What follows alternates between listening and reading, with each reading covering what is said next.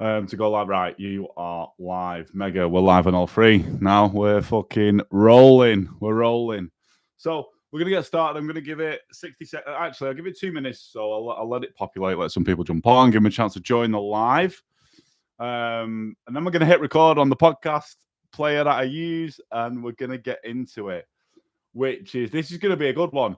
And this is, I've had to shorten, it's so frustrating now on Instagram, on lives. They've changed the amount of like characters, about the amount of wording that you can use when you go live. And the name of this is how I went from thinking my life was over to being able to change and impact the lives of other type ones. But I've had to shorten it right down on Instagram, and it's a little bit frustrating. But the main, obviously, goal of this is to give you guys value and obviously get the podcast episode and give the listeners value and stuff like that as well. So someone just leave me an emoji in the comments. Hit me a thumbs up on YouTube as well if you watch on YouTube, on Facebook, on Instagram. Just let me know that you can hear me, you can see me okay. And then we're going to hit record and we're going to get into it very shortly, about 30 seconds. Cool. We've got an emoji. Cheers, Debs. Appreciate you. We got one on Facebook. Mega. Right. We are rolling. Right. We're going to hit record. We're going to give it a quick test. Let me see if that plays back. We're going to give it. Yep. Right. We're rolling. Right. Sorted. Right. We are going. Let's get this fucking party started, team. Right. 3, 2, 1. Yes, gang, what's happening? Welcome back to another episode of the Type 1 Movement podcast. I don't know why I always say welcome back, because welcome back if you're an avid listener, you're a subscriber, you're always listening to these episodes. If not, and you are new here, thank you very much. You're going to get a lot of value from these, and make sure you hit subscribe as well. So, without further ado, we're going to get into, like, this episode. I was just chatting to the guys on the live then, and this is all about how I went from thinking my life was over upon being diagnosed as a type 1 diabetic to now being able to change and impact the lives of other type 1s. Now, before I get into it, please leave me a rating and a review on the podcast app, as it really does help me reach more type 1 diabetics and positively impact our community, which is what the goal of these podcasts is at the end of the day. And also screenshot, share it on your Instagram stories and tag me at type1_Tom so I can reach out and I can say thank you very much for listening. I love it when you guys do that. So a little bit of a story what I've had quite a busy day today. Yeah, I had to go to see my DSN and my hospital, which is in Sheffield, because I had a pump training. Now I went onto the Tandem T-Slim 2 from my Accu-Check Aviva combo pump about, I want to say 6 weeks ago. And today I had the training. They did try and get me in earlier, but I wasn't able to attend. And I'd already set the pump up and stuff like that. I've got all my settings sorted and what have you, and I've been wearing it for like, 5 or 6 weeks now. So I went to the training. It was me and another dude there, an older dude there. And I basically sat there for 2 or 3 hours while the diabetic specialist nurse kind of talked to him and set him up, because he hadn't started his yet. He was on the same old pump as me, the Accu-Check Aviva combo. He was on the same old pump as me. And she just talked him through every single thing about it. And I'd already watched YouTube videos and got to grips with it anyway. So I kind of went, you see, the thing is, I'm quite a humble dude. And I went thinking with an open mind, and you've always got to be open-minded. And I always say this, doesn't matter how much you know, you will still learn something from someone. You will still learn something from someone or be able to provide value to them. So I went thinking, let's keep an open mind, Tom. I'm already set up on the pump. You probably ain't going to learn anything, or you might do, and I'll tell you what the outcome was shortly. So I basically sat there for let's say about 3 hours just watching this DSN set this other dude up on the pump. And it was a bit of a battle in my head, thinking it was a bit of a waste of time. But then towards the end, the DSM went, because we had a conversation. They knew what I do for a living. I help and impact other type 1s and help them with the blood glucose and the mindset and stuff. And towards the end, the DSM went, Tom, do you want to show him how to deliver a bolus and stuff? So I taught this dude through delivering a bolus. I taught him through not just carbs, fats and protein, how to use the extended bolus on the pump. And I come away and I was like, you know what? I went there and I didn't learn anything. So I already set up on the pump, which I'd done myself. But I was able to deliver some value to this guy. And that was worth it. It's like an hour drive there, an hour drive back to this hospital where it's situated. me just being able to give value to this other type 1 diabetic about bolusing, about how you'd have to bolus for high fat, high carb, high protein, as well as carbs, and how you use the extended bolus on the tandem pump. That was me. I walked away thinking, you know what, I've impacted his life in some way. So even though I didn't get anything for myself in terms of learning about the pump and that, because it was already set up, I was able to deliver some value to this other type 1 diabetic. So it was worth it in the end. And there's a lesson in this somewhere, team. There's a fucking lesson in this. And I said it at the start. Yeah. You always need to look for the positives in things. I could have come away from there in the mindset of like, well, that was a fucking wasted 2-hour drive. And then 3 hours sat there when I didn't really get anything from it. But instead, I'm like, no, I managed to deliver some value to this dude. He can now go away and probably confidently bolus for pizza and chips, which he openly admitted he enjoys eating. And I managed to have that impact. So whatever situation you're in, and I'm going to get into this shortly because this leads us nicely into what I actually want to speak about in this episode. Whatever situation you're in, there will always be a positive you can take from it or a lesson, whether it's you learning something from someone else or it's you being able to impact someone else with the knowledge that you have. Yeah. So I want you to remember that every situation that you're in could even be a fucking argument. Yeah, I don't know what type of argument, but it could be. Right, we're going to get into it. How I went from thinking my life was over upon diagnosis to being able to change and impact the lives of other type 1 diabetics. Yeah, so I'm not going to give you an overall of how I built my business and that sort of shit. I'm going to tell you right from the start of when I was diagnosed. Now, I'm 35 at the time of recording this. I was diagnosed when I was 21. This is 14 years ago now. And basically, I'm not going to go over my diagnosis story properly in depth because I did do a full episode on that. I think it's one of the very first ones. When now this is 171 episodes we've got. So I was basically sent into hospital, stayed in overnight. They put me on insulin drip, got my blood glucose levels down. And the specialist nurse come around and went, right, dude, this is what you have. This is what it does.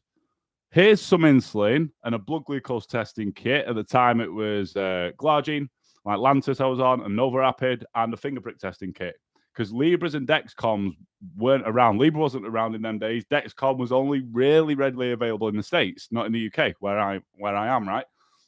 He said, this is what you have, mate. This is what it does. He was a solid guy. He was actually type 1 himself. Here's some insulin, and here's a finger prick testing kit. This is what you need to do. See you in a bit.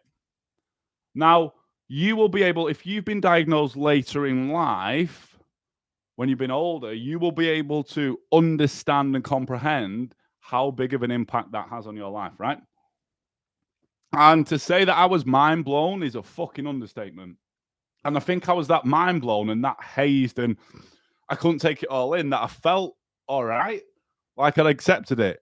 Because there was that much, I think my mind kind of blocked the shit out and I thought I was actually all right, if that makes sense. Yeah. If this is making sense so far, guys, stick me a fire emoji in the comments. I want a fire emoji in the comments. If you can relate to you was diagnosed later in life and how it felt being told you now have this condition, you now have type 1 diabetes. If you can relate to that, stick me a fire emoji in the comments.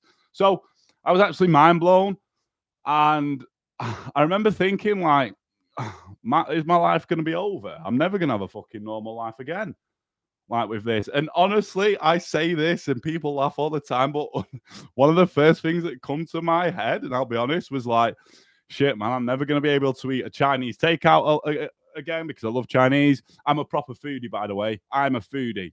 That's why a lot of my best clients are foodies. We love food because I'm a proper fucking foodie. But this was my first thought upon being diagnosed and kind of going away. I was like, shit, man, I'm not going to be able to eat Chinese again. I won't be able to eat Reese's and cheesecake or puddings because I've got a proper sweet tooth. And I was like, fucking hell. Now we know that that's not true. Now we know that I'm not going to say we can eat what we want because don't be a dick about food. Eat well, but we can still eat things like Chinese takeouts. I can still eat Reese's, cheesecake, as long as you understand how to bolus for it. Hence the story of the pizza and chips of the guy that I showed him at the pump training clinic on how I taught him kind of how to bolus, all the foundations for that. So I was completely mind blown, going away wondering, am I ever going to actually be able to live like I used to be able to live? Yeah. And I went away and I tried. I'm one of these, I've got an obsessive, addictive personality. So when I really want to do something, that will become my main focus and I will fucking achieve it. And I think this is part of what makes me so good at managing diabetes and so good at coaching my clients, because like I understand all this shit because I've dedicated my life to it, and I try and instill, not to become obsessive, but install this mindset into my client of you can do it if you put the work in. So I come away upon being diagnosed, 21 years of age, and I was like, right, I'm going to do my best to learn about the condition. So much research, so many tests on myself. And I had good control. I started to get good control. It took me a couple of months, but I started to get good control, right? And then my first bout of depression hit. I'm quite open about some of my mental health challenges I've had over the years. My first bout of depression hit. And it was an accumulation of things that went on in my life at the time. But you know what? I still to this day, I think it's because I thought I'd accepted it, but I hadn't. I kind of, if this makes sense, masked my diagnosis with me just thinking about the condition and how to control it. I hadn't truly gone into myself and accepted it. So when my life got a little bit tough through various personal shit going on, it broke me down. And the underpinning sort of foundation of it was I'd not accepted this condition that I now had to deal with. So if you can relate to this, I totally understand what it's like being diagnosed later in life. And as much of a change as it is, and as much of a fucking mental hit as it can be, I totally get that because I've been there, right? And I don't think I'd truly accepted how my life was going to change, because it does change our lives. Do you know what I mean? But I'm going to get into how you can make that a positive in a second. Now, that was a brief overview of me being diagnosed, right? And then obviously a few months down the line, I thought I'd accept it. I hadn't. First bout of depression hit, and then I had to really start to change things up. But I want to fast forward now to this date right now, 14 years later. And do not get me wrong, team. Do not get me wrong. I still have my moments where I worry a little bit what could possibly happen down the line in terms of my health, in terms of being a type 1 for so many years. Will it eventually, even though I've got great control, will things eventually start to deteriorate in terms of my health? And I still get inside my own head and worry a little bit. I'll admit that, and I think that's okay. We can have a few down moments. We're entitled to that. It's a tough condition at the end of the day, team. We're entitled to that. And I help other type 1s, and I still get that every now and again. So I totally get it if you feel like that. I just don't want you to feel like that forever. And that's why I'm doing this, to try and help you at the moments that you are feeling like that, to let you know, hey, look, if I can do this shit, you can. So fast forward 14 years later, and like I say, don't get me wrong, I still have my down moments, but I try and keep my focus on all the good that's being diagnosed as type 1 diabetics has brought my life. And when I speak to some other type 1s that might be in a bit of a negative mindset with it, they're always like, well, I'm glad that you found a few positives, but there's fuck all for me positive that's come about being diagnosed with this. And you're fucking wrong. You're wrong. Because there is. Fact of the matter, if you're listening to this or watching this, you would not be here listening to me. And we would not be like, if we have conversations on socials and that wouldn't happen if I wasn't diagnosed with type 1 diabetes and you wasn't. That wouldn't happen. So that's a positive. You're probably more health aware. I know I am. I was health aware before, but even more so now. That's a positive. You probably got friends through being a type 1 that you would have never met if you wasn't type 1. And if you work on it, you'll have a stronger mindset. There's so many things, even if you think type 1 diabetes was the worst thing that has ever happened to me, it's so fucking challenging, and that you need to be able to try and switch your focus and mindset up and focus on the good shit it's brought to your life. Because I can guarantee, team, every single one of you right now will have a positive from being a type 1 diabetic that's brought your life. I will guarantee there will be something.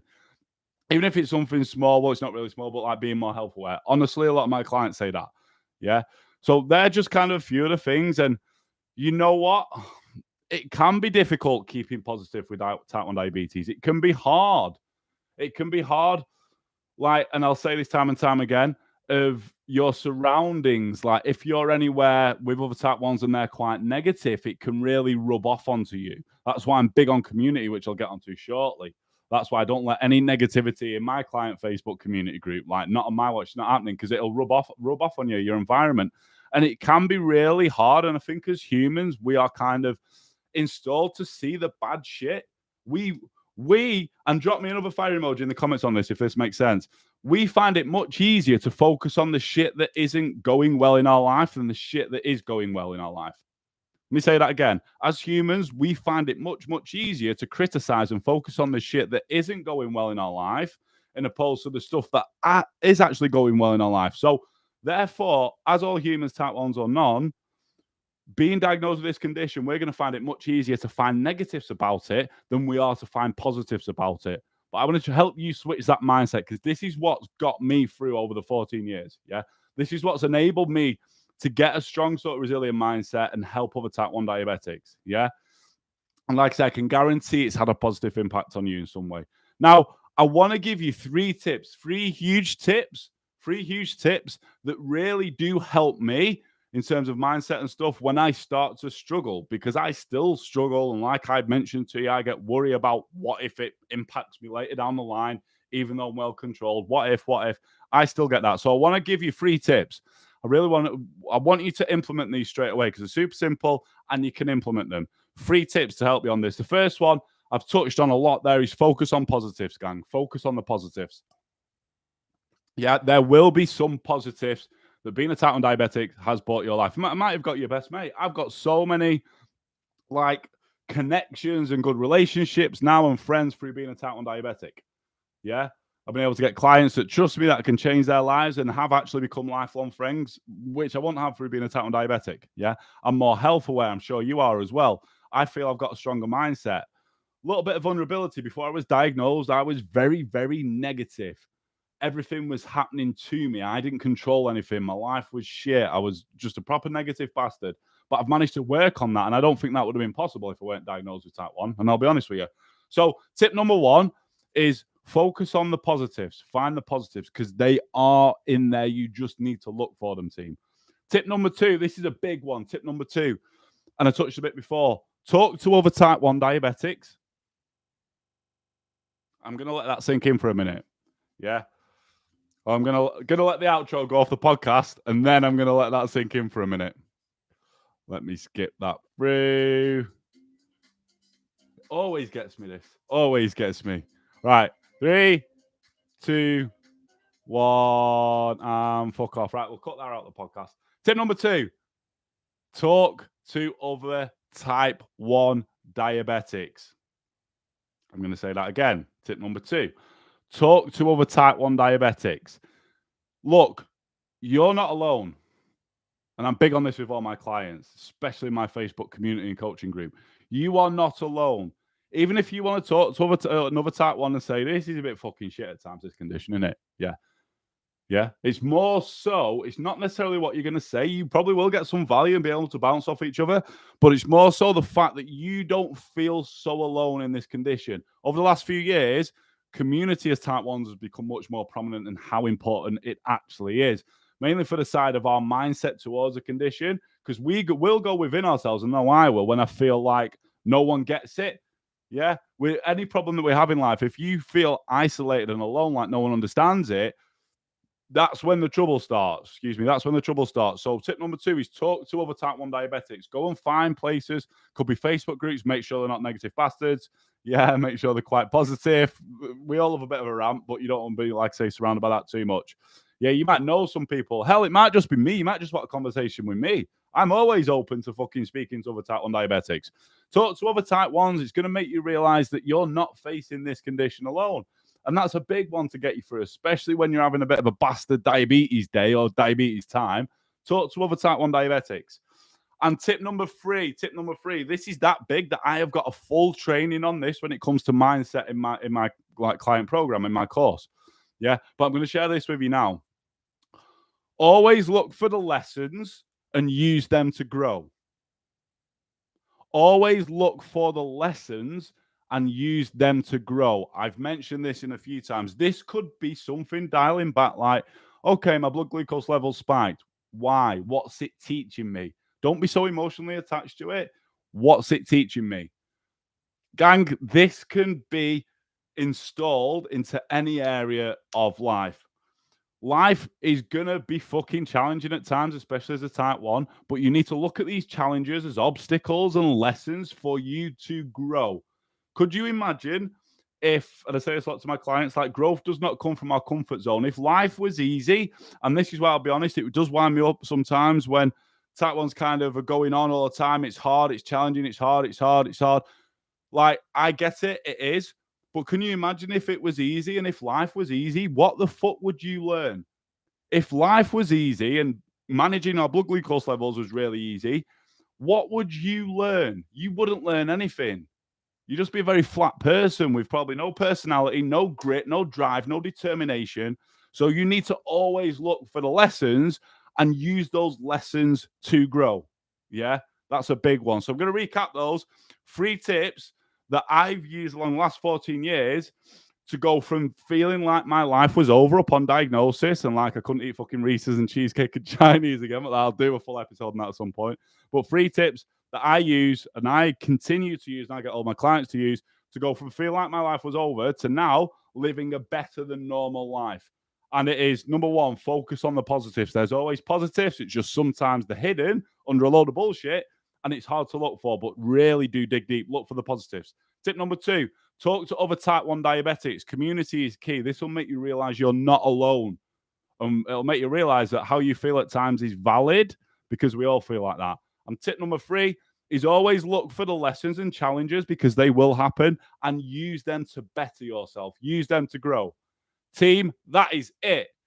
If you got value from this episode, please leave me a rating and a review of the podcast app, as it really does help me reach more type 1 diabetics. And as I said there with tip number 2, if you feel alone and isolated and you feel like you've got no other type 1s who you can speak to, reach out, drop me a DM on Instagram or Facebook, and I'll happily put you in my free Facebook community group or I'll have a chat with you personally. I'm always open to that. Team, thanks very much for listening. Have the fucking best day ever. Until the next episode. Peace. Right, people on Facebook, on YouTube and Instagram. I'm going to give it 30 seconds just in case you do have any questions about what I've gone over and you want to ask me anything. Oof, I fucking enjoyed that one. I've enjoyed that one. Hopefully you guys got some good value from that. I really enjoyed delivering it. And hopefully it's got a few key points you can take away. If you want brownie points, should have said this on the podcast, but you guys, this is just for you guys now on the live. If you want brownie points, reach out to me, drop me a DM and tell me what your biggest takeaway was from this live. I want to know, even if you're watching this on the replay, drop me a DM or even stick it in the comments because this will be uploaded on YouTube. It'll be uploaded on my Facebook and on Instagram as well. So let me know in the comments, what was your biggest takeaway from this episode? What was the thing that you took away the most that really hit home that you are now like, bang, I'm going to fucking go and implement that? I want to know. Stick it in the comments. Got a few thumbs up going on. Thanks, Jen. Appreciate you. Cool. Got a thumbs up on YouTube. Thanks, team. You're welcome. All you guys on Instagram, I'm going to have a quick look through just to make sure that I've not missed any questions. If we didn't have any questions, doesn't look like it. No. Thanks, everyone who's commented and who's left emojis. Appreciate you all. Right, team, I'm going to jump off because I've got to go and give Steve his dinner and he's not had a walk today because I've been busy all day, even though he's been at mum and dad's and they've looked after him. Thanks, mum and dad. No, he's handful at the moment, but I appreciate you guys. Love you. So I'm going to go and take Steve on the walk. Team, I appreciate you tuning in. As always, hope you got value from that. Like I say, leave in the comments your biggest takeaway. And until the next live, love you all, gang. Peace.